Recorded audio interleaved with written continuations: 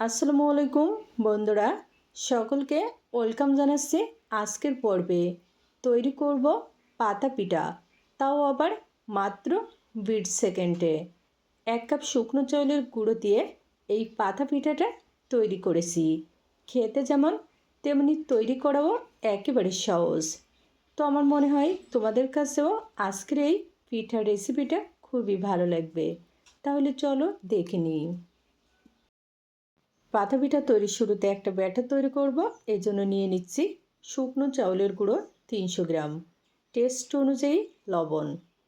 অনেকে মনে করে যে এই পিঠাটা শুকনো চাউলের গুঁড়ো দিয়ে তৈরি করা যায় না, সিদ্ধ চাউল ভিজিয়ে বেটে তৈরি করতে হয়।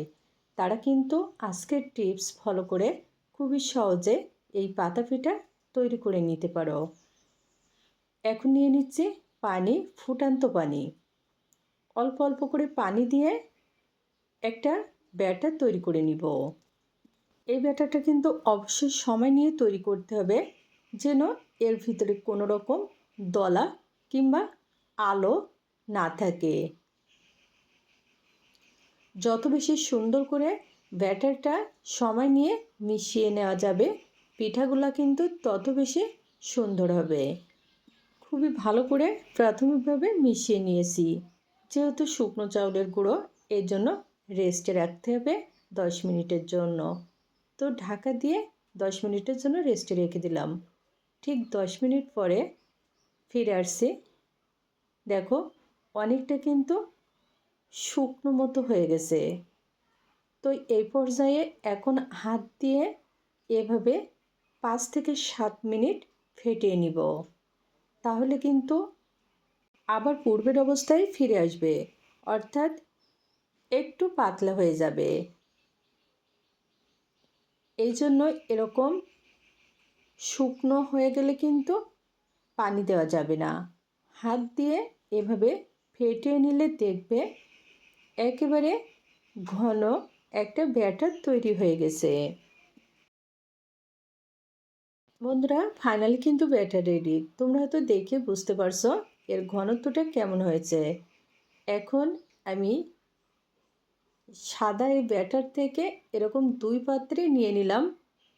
একটু ফুড কালার মিশিয়ে নিব, অর্থাৎ আজকের এই পাতা পিঠাটা আমি 3টি কালারে তৈরি করব।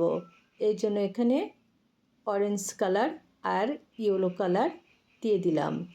দিয়ে আবারও একটু ভালো করে মিশিয়ে নিচ্ছি। আর হ্যাঁ, এই পিঠাটা আমি আজকে সিরিঞ্জ দিয়ে তৈরি করব না। অনেকে মনে করে যে এই পিঠাটা যেহেতু সিরিঞ্জ পিঠা, সিরিঞ্জ দিয়েই তৈরি করতে হবে। এমনটা কিন্তু না।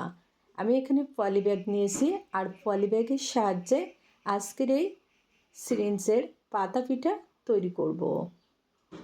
তো এখানে পলিব্যাগে আমি এই ব্যাটার নিয়ে নিলাম। এই ধরনের পলিব্যাগ কিন্তু তোমরা যে কোনো মুদি দোকানে পেয়ে যাবে। 3টি পলিব্যাগে 3 ধরনের ব্যাটার নিয়ে নিলাম। আর হ্যাঁ, আজকের এই পিঠাগুলো যেহেতু পাতা পিঠা, এর জন্য কাঁঠালের পাতা নিয়েছি। আর পাতাগুলো আগে থেকে ভালো করে ধুয়ে মুছে এখন অল্প পরিমাণে তেল লাগিয়ে নিচ্ছি। এভাবে তেল লাগিয়ে নিলে পিঠাটা কিন্তু খুবই সহজে উঠে আসবে, কোনো রকম পাতায় লেগে যাবে না। আর এই পিঠা তৈরির জন্য পলিব্যাগের একেবারে এক কোণ থেকে সুচ দিয়ে একটা ছিদ্র করে নিয়েছি। এখন আমি আমার পছন্দ মতো শেপে পিঠাগুলা তৈরি করে নিচ্ছি। তবে তোমরা চাইলে কিন্তু তোমাদের পছন্দ মতো যে কোনো ডিজাইনে আজকের এই পিঠাগুলা ইচ্ছে মতো তৈরি করতে পারো। তৈরি করা কিন্তু একেবারে সহজ। একবার দেখলে কিন্তু তুমিও বা তোমরাও খুবই সহজে আজকের এই কাঁঠাল পাতার পিঠাটা তৈরি করে নিতে পারবে। সব মিলিয়ে পিঠাটা তৈরি করতে মনে হয় আমার 20 সেকেন্ড টাইম লাগছে। তবে যারা নতুন তাদের জন্য কিন্তু একটু টাইম লাগতে পারে।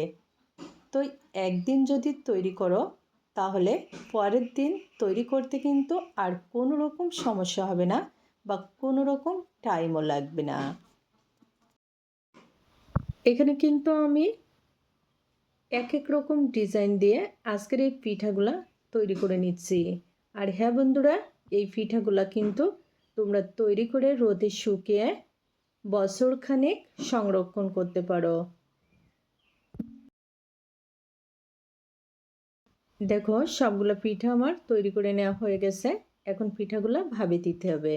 এর জন্য প্যানের উপরে একটা স্ট্রেনার নিয়েছি, আর স্ট্রেনারের উপরে পাতাগুলা অর্থাৎ পিঠাগুলা এভাবে দিয়ে দিচ্ছি। দিয়ে একটা ঢাকনা দিয়ে ঢেকে দিব মাত্র 2 মিনিটের জন্য। 2 মিনিট পরে ঢাকনা তুলে নিলাম। পিঠাগুলা কিন্তু খুবই ভালোভাবে ভাপ দেওয়া হয়ে গেছে। এখন তুলে নিচ্ছি।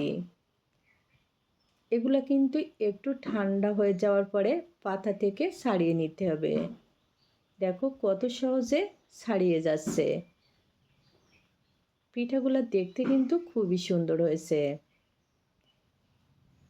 এখন এই পিঠাগুলা রোদে শুকাতে হবে, আর এর জন্য আমি একটা বড় থালায় করে 1 থেকে 1.5 ঘন্টার জন্য রোদে দিয়ে দিচ্ছি। খুবই ভালো করে শুকিয়ে গেছে।